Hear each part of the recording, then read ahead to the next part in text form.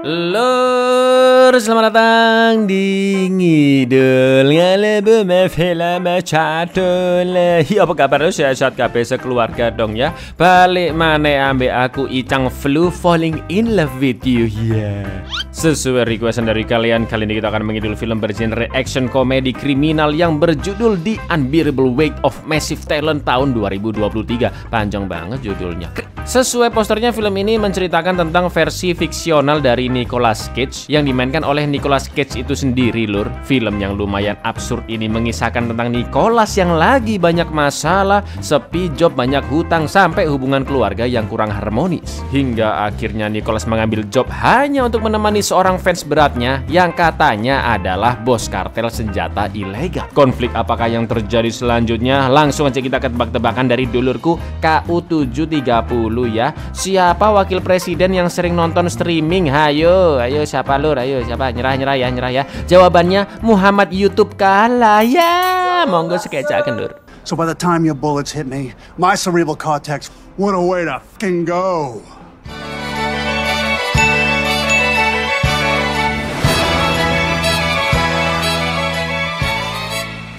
Film dimulai dengan wanita bernama Maria dan pacarnya sedang menonton film yang diperankan oleh artis ternama se-Hollywood raya, yaitu Nicolas Cage. Mereka berdua begitu terpukau melihat akting Nicolas yang begitu keren, sampai akhirnya ada seseorang yang mengetuk pintu rumah. Dan ternyata datanglah dua orang tak dikenal yang menyerang mereka berdua hingga pingsan. I meant to get a haircut. Increíble, tío.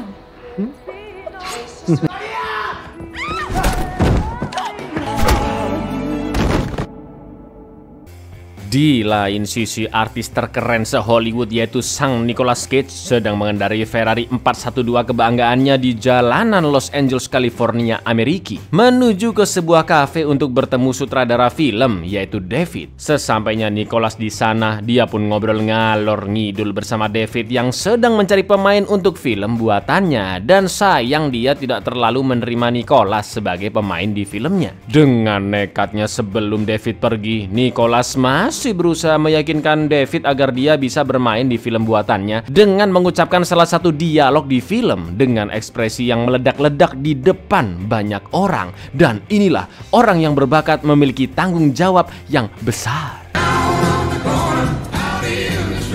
Your medulla oblongata will be spread on the... So by the time your bullets hit me, my cerebral cortex, what a way to fucking go.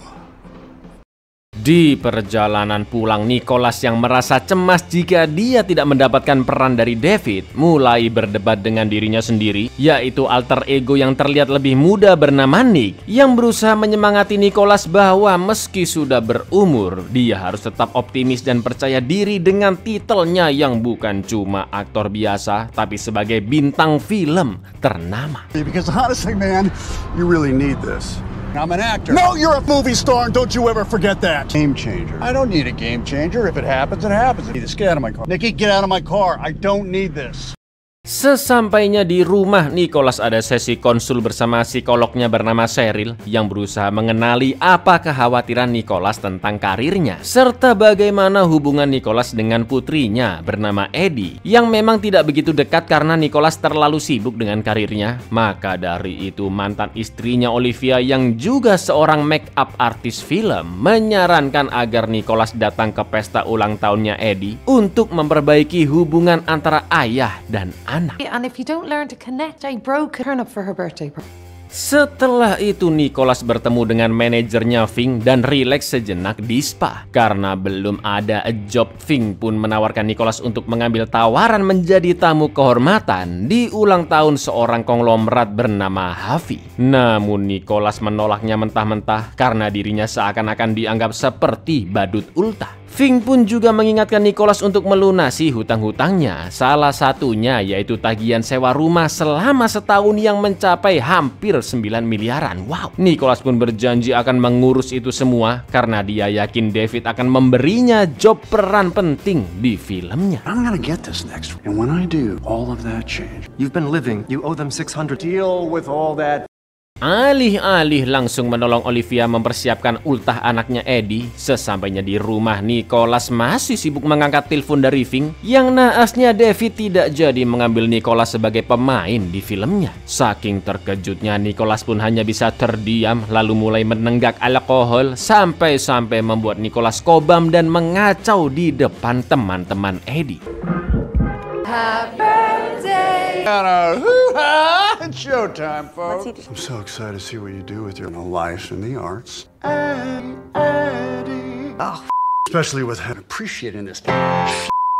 Setelah pesta selesai, Olivia mengantar Nicholas pulang ke apartemennya dan di perjalanan dia pun mengatakan jika anaknya sudah ABG dan sangat membutuhkan sosok ayahnya. Maka dari itu Olivia pun menyuruh Nicholas untuk tidak mendekati Eddie sebelum semua masalahnya terselesaikan. Our girl who needs her dad. She doesn't need this guy. I need you to get your shit together, Nick. Problem Nicholas tidak sampai di situ saja, Lur. Pintu apartemennya tidak bisa dibuka karena tagihan sewa 9 miliar yang masih belum dibayar. Dan karena tidak ada pekerjaan lagi, Nicholas pun akhirnya menelpon Ving dan menerima job menjadi tamu kehormatan di pesta ultah Harvey. Bahkan saking putus asanya, Nicholas juga mengatakan jika dia akan berhenti menjadi aktor. Oh, no, come on. I'm quitting acting. So think the Mallorca thing. I'll take it. It's gonna be great. Nicholas pun disiapkan jet pribadi untuk menuju ke lokasi pesta ultahnya Harvey di Pulau Mallorca, Espanyola, dan sempat melihat berita tentang wanita yang diculik di awal film, yaitu Maria, yang ternyata adalah anak seorang calon presiden Catalunya. Lalu sesampainya di Mallorca, terdapat dua agen CIA bernama Vivian dan partnernya Martin sedang menunggu seseorang yang mereka kejar bernama Sergio Baldassari, yang wajahnya tidak diketahui. Akan tetapi mereka berdua terkejut karena yang turun dari pesawat tersebut adalah Nicolas Cage. Namun Vivian yang masih curiga akan mencari tahu dengan sok-sokan menyapa Nicolas dan diam-diam memasukkan GPS ke dalam sakunya. It's not Baldassari. Why Nick Cage on this plane? This is our shot. No, get out. But you were the best. Say. Drop that GPS on him. Akhirnya Nicholas pun bertemu sang Sultan Harvey di vilanya yang ternyata tanpa diduga-duga sudah menyiapkan sebuah skrip film untuk dimainkan Nicholas nantinya. Akan tetapi sebagai fans beratnya, Harvey pun sangat merasa segan untuk menunjukkan skripnya kepada idolanya itu. Just think about how in front of every Nicolas Cage you wrote. It wasn't the right time. Look who we're talking about here. The man, the legend, was incredible. Was he? But also like super cool.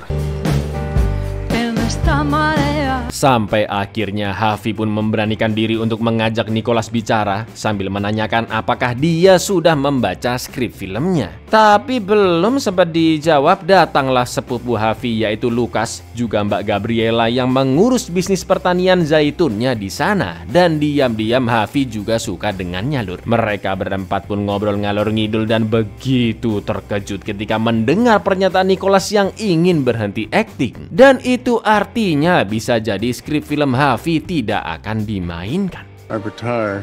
What? What do you mean retired?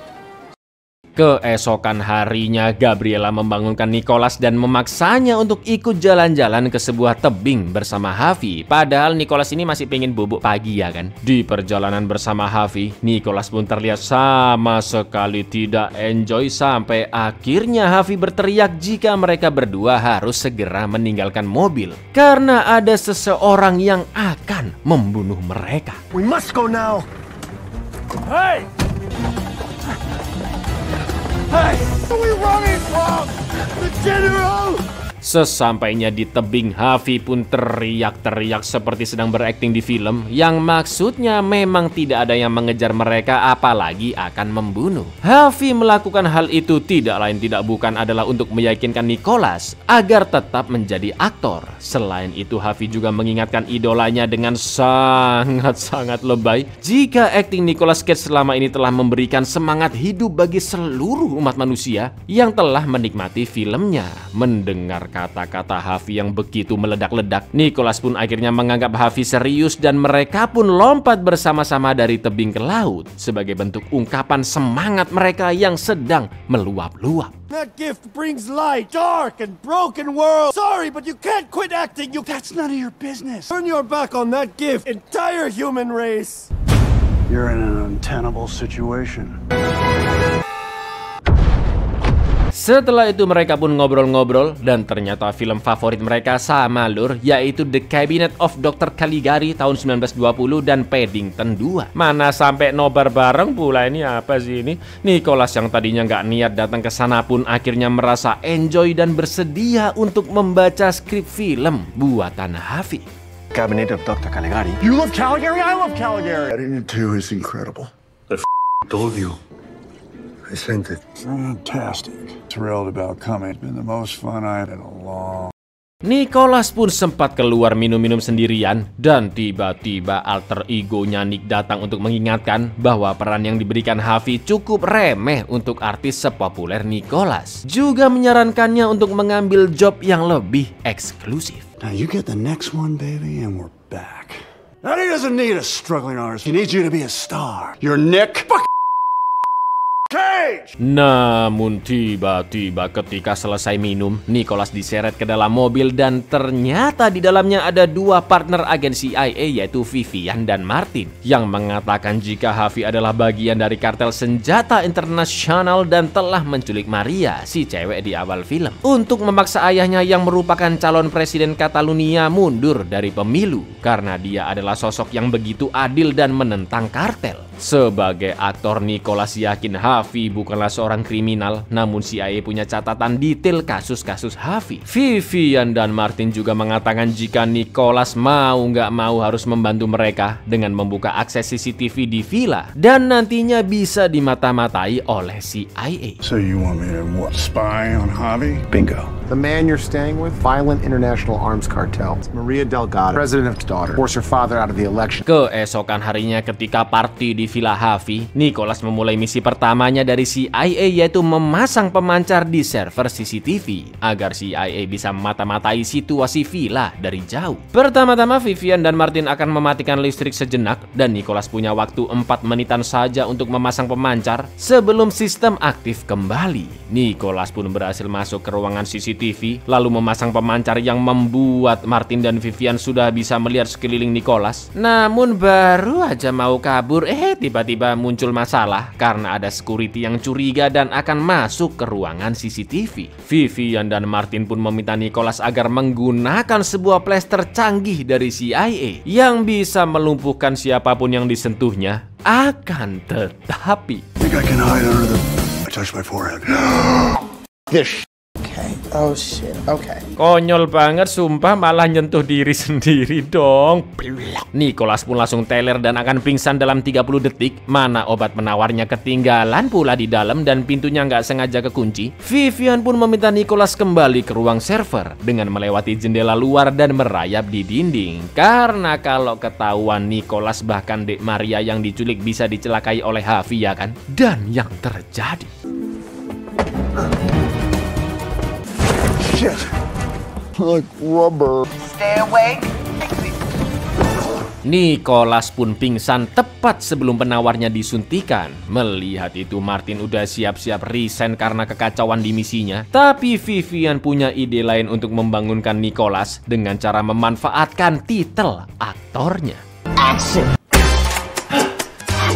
Alhamdulillahnya Nicholas berhasil mengobati dirinya dengan penawar racun dan kabur dari sana. Karena diduga menurut intel CIA Maria disekap di Villa Harvey saat ini, Nicholas pun diminta mencari keberadaannya. Awalnya Nicholas menolak, tapi setelah mengingat jika satu-satunya orang yang bisa menolong Maria hanyalah dirinya, Nicholas pun akhirnya mau mencarinya. Harvey is holding Maria Delgado right now.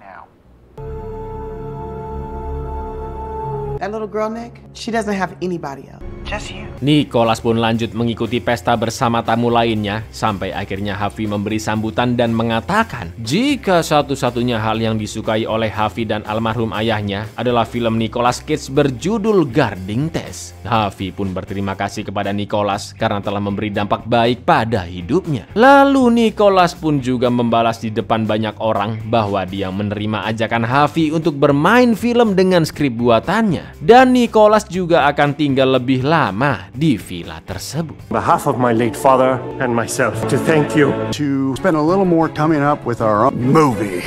Hari selanjutnya Vivian memberi info dari Intel tentang ruangan yang diduga tempat Maria disekap. Tapi ketika akan mengecek ruangan tersebut, dia bertemu Harvey yang mengajaknya mencari inspirasi untuk film mereka nantinya dengan menggunakan narkotika LSD, sebuah zat yang mentelerkan seseorang lur, dan efeknya ini jauh lebih parah dari minuman beralkohol lur. LSD. What's it about? Mereka pun halu bareng-bareng, mulai dari ngerasa dikejar-kejar orang lah, mainin adegan perpisahan yang biasanya ada di film-film secara lebay lah. Wah, pokoknya makin tolol lah bisa dibilang mereka berdua ini lur. Wait, have they been watching us? I don't know. Now grab my hand, soldier! You let go! You're heavier than you look. Where'd you come from? Turns out we could have just walked around. Akan tetapi berkat kebersamaan mereka, Harvey mendapat ide tentang film yang akan dibuat, yaitu cerita tentang persahabatan antara mereka berdua saja. I have an idea. Maybe it's about this, about us. Sesampainya di villa karena Harvey ketiduran, secara diam-diam Nicholas akan memasuki ruangan yang menurut Vivian, Maria disekap di sana. Tapi tiba-tiba Harvey muncul dan mengatakan jika Nicholas berani masuk ke dalam, berarti dia harus menanggung konsekuensinya. Bahkan hubungan persahabatan antara Nicholas dan Harvey bisa berubah total. Dan ternyata isi di balik pintu tersebut adalah... Let you in there, huh? I do. Regardless of what the consequences are.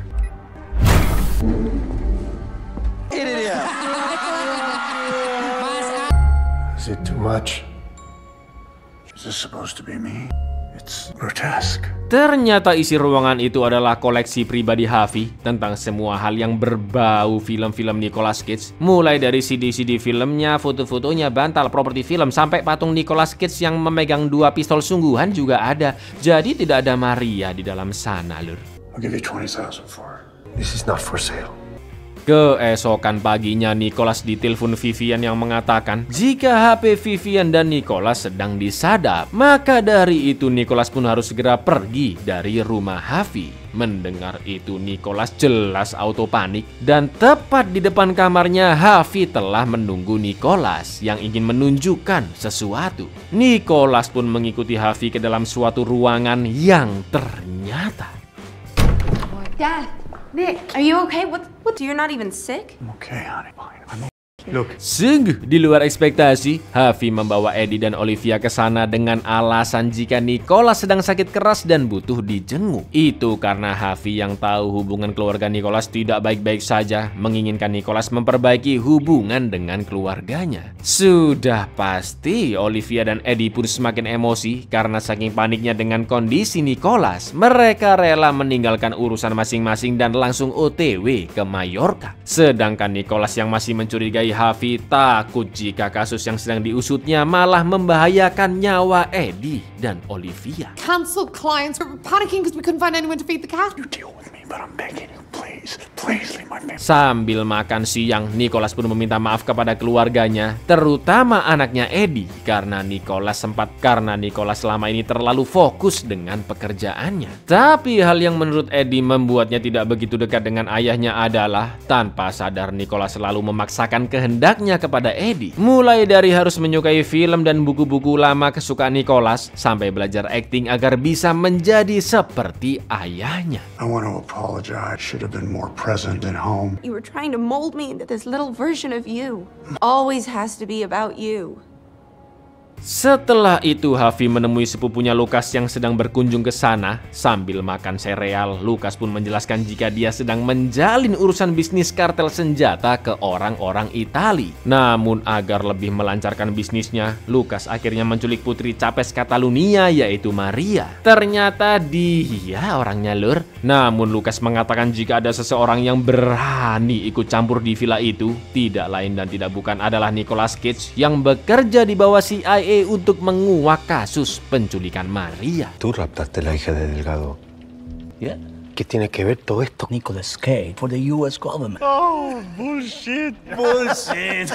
Awalnya Harvey pun tidak percaya, sampai akhirnya dia diperdengarkan rekaman telepon antara Nicolas dan Vivian. Karena Harvey mengelak jika dia tidak tahu menahu soal itu, nggak pakai lama Lucas langsung menodongnya dan memaksa Harvey untuk membunuh Nicolas. Atau Lucas yang akan membunuh Harvey. Voy a reventar la cabeza, hijo de puta. I kill you or you kill Nicolas Cage. Sementara itu di ruang makan, Nicolas menelpon Vivian dan menyalakannya karena sekarang anak istrinya juga terancam bahaya. Mendengar itu Vivian pun terkejut dan mau nggak mau Nicolas lah yang mesti melumpuhkan Harvey sendiri. Karena CIA butuh waktu untuk pergi ke sana dan menyelamatkan Nicolas beserta keluarganya. And then take him out? It'll buy the agency time to get you all out of there. I'm working for the CIA. Anything, just take Eddie back to my room.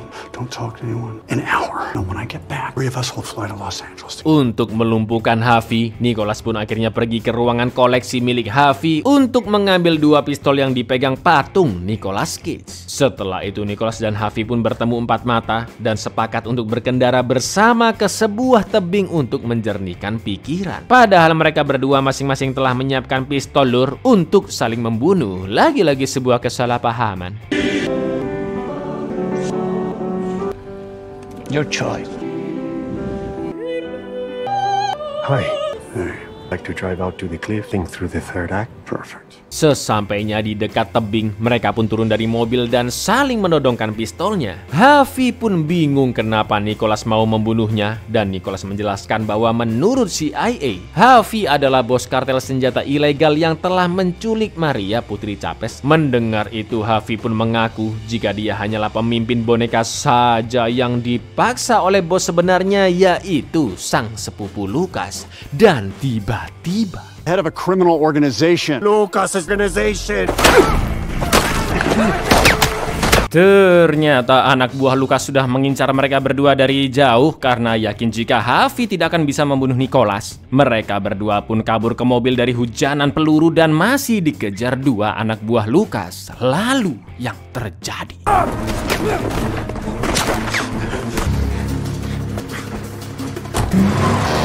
Just do it, do it, do it, do it.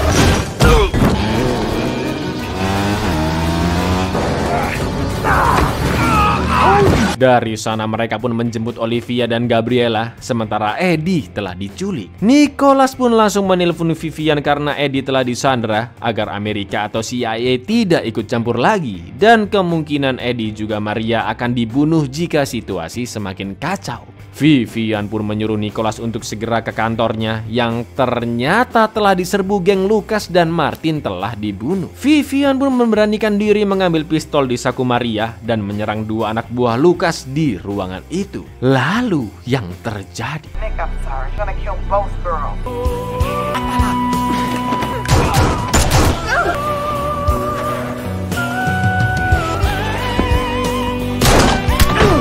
Sesampainya di sana, Nicolas and the gang terkejut melihat 4 orang yang telah tewas, yaitu Vivian, Martin, juga 2 orang geng Lucas. Nicolas pun sempat berdebat dengan dirinya sendiri, yaitu sang alter ego Nick yang sempat membuatnya tidak pede untuk menuntaskan kasus sendirian tanpa melibatkan polisi. Tapi kali ini Nicolas memiliki pendirian yang jauh-jauh lebih kuat. Sebagai orang tua yang bertanggung jawab, bagaimanapun caranya dia harus menyelamatkan putrinya Eddie. You're gonna be a big hero. You'll end up dead like her. Some guy who's about to get us killed, you Harvey pun membawa mereka bertiga ke rumah rahasianya, di mana tidak ada siapapun yang mengetahuinya termasuk Lucas. Dan di sana tersedia makanan, paspor, juga segala keperluan untuk menyelamatkan diri. Harvey menjelaskan jika Eddie dan Maria disekap di benteng milik Lucas yang hanya memiliki satu gerbang masuk. Satu-satunya cara adalah Nicholas masuk ke sana dengan bantuan Olivia menggunakan skill makeup artisnya agar Nicholas berubah menjadi Sergio Baldassari, rekan kriminal Lucas yang ternyata telah menghilang selama 15 tahun. Jadi nggak ada yang tahu wujud aslinya seperti apa, ya kan? Dan pastinya tidak akan ada yang mengenali jika itu adalah Nicholas versi make up, lur. Sementara itu Olivia akan berperan sebagai istri dari Sergio Baldassari dengan nama Barbara. You think I'm fit, Sesampainya di sana, Nicholas langsung diserang oleh Lucas, bukan karena ketahuan identitas aslinya, melainkan masalah yang terjadi 15 tahun lalu antara mereka. Untungnya Olivia bisa bernegosiasi dengan baik dan Lucas pun mempersilahkan mereka masuk. You think you're just gonna walk in here after 15 years and kill? I don't think you're gonna kill him. Okay, Barbara from Santa Barbara. Di dalam benteng secara diam-diam, Nicholas dan Barbara langsung menuju ruangan di mana Eddie disekap. Mereka sempat melumpuhkan satu penjaga, tapi ketahuan satu anak buah Lucas lainnya yang kita sebut saja dia Pak Ijo ya. Nicholas dan Barbara pun langsung dibawa ke ruangan Lucas dan ternyata di sanalah tempat Eddie dan Maria disandra. Sampai akhirnya Lucas melihat ada riasan Sergio yang ngelintek, yang sobek. Lalu yang terjadi, algo no está bien. Being business together, you're gonna need to trust me. No me gusta este tipo. Revisa bien todo el perímetro. What? Your face. Oh, Oh my God, Nick. Nick, Cage! just run, Ellie! Where's Nick? He's got a gun on Lucas. Olivia akhirnya berhasil menyelamatkan Eddie juga Maria, dan tak lama kemudian Harvey pun datang untuk menolong Nicholas yang sedang terkepung. Loh, aktor utama Babang Joe Last of Us kok dilawan?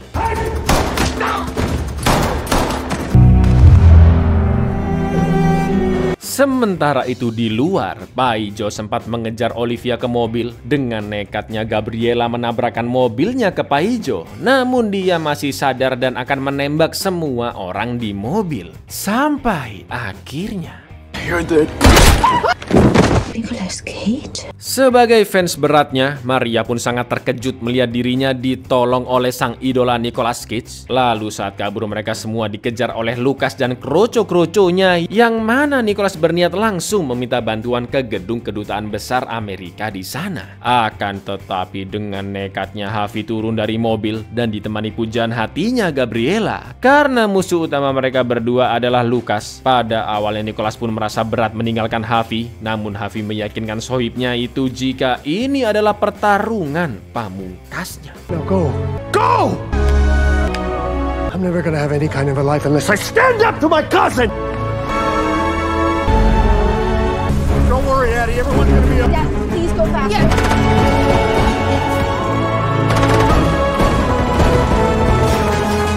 Sayangnya Harvey sempat tertembak meskipun mobil anak buahnya berhasil dikalahkan. Namun terdapat mobil Lucas dan satu anak buahnya yang lain mengejar Nicholas and the gang. Lalu yang terjadi,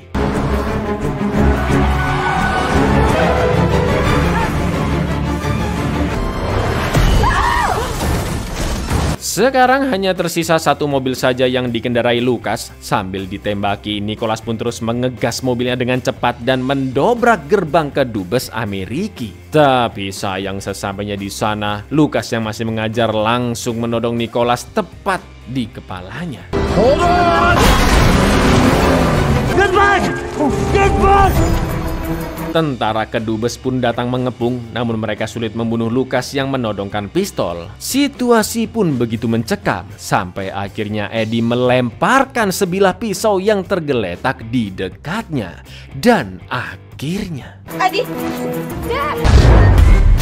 semua kejadian itu, lur, dari awal persahabatan Harvey dan Nicholas, penyelamatan Eddie dan Maria, hingga terbunuhnya Lucas, akhirnya dibuat film oleh Harvey yang dimainkan oleh Nicholas Cage sendiri. Di penayangan perdana film itu, saking bagusnya para penonton memberikan standing applause. Terlihat juga Eddie dan Olivia yang begitu bangga dengan Nicholas, juga manajernya yaitu Ving. Ketika penonton mulai bubar, Harvey baru datang karena gugup menonton film buatannya sendiri. Mereka berdua pun saling mengucapkan terima kasih karena berkat persahabatan yang lumayan absurd, mereka bisa membuat film action yang berhasil. Harvey bisa mengenang almarhum ayahnya lebih baik karena film-film Nicolas Cage lah yang membuat Harvey dekat dengan ayahnya. Dan di lain sisi, Nicolas bisa mendapatkan job film yang sukses untuk melunasi hutang-hutangnya, juga memperbaiki hubungan dengan keluarganya. We're back. Congratulations. Thanks, Olivia. Nick, Javi, I've been looking. I was too nervous. Have fun, enjoy this, and give Gabriella my love. Javi, this together. Thank you. Sejak saat itu, setelah semua kekacauan yang mereka alami bersama di Mallorca, Nicolas pun menjadi lebih dekat dengan keluarganya, terutama dengan sang putri Eddie. Meskipun menonton film bersama, dan ternyata Eddie juga menyukai film Paddington 2. What do you say we watch a movie? Have you ever seen Paddington 2? Your Nick. Wow, okay! Abuyar, sungguh sebuah film yang absurd namun indah dan original. Assalamualaikum lur.